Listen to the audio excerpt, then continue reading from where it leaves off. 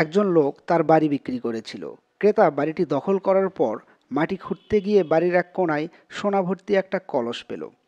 লোকটি দেরি না করে তৎক্ষণাৎ বাড়ির পূর্বের মালিকের কাছে গেল এবং তাকে বলল, ভাই, আপনি আপনার কলসটি ফিরিয়ে নিন, এটা আমি আপনার বাড়িতে পেয়েছি। বিক্রেতা বলল, আমি তো আপনার কাছে বাড়ি বিক্রি করে দিয়েছি, সুতরাং এই কলস আমার হয় কি করে? আপনি যেহেতু বাড়ি কিনেছেন, বাড়ি আপনার, কলসও আপনার। তখন ক্রেতা বলল, না, এ কি করে হয়? আমি তো আপনাকে শুধু বাড়ির জন্য টাকা দিয়েছি, স্বর্ণভর্তি কলসের জন্য টাকা দিইনি। সুতরাং এই স্বর্ণভর্তি কলস আপনারই হবে। এ ঘটনা থেকে তাদের চরিত্রের জ্বলন্ত এক চিত্র ফুটে উঠেছে। বস্তুত আমাদেরকেও ওইরূপ হতে হবে। তাহলে আমাদের মধ্যে কোনো গীবত বা পরনিন্দা থাকবে না, থাকবে না কোনো হিংসা বিদ্বেষ, থাকবে না কোনো মামলা মোকদ্দমা।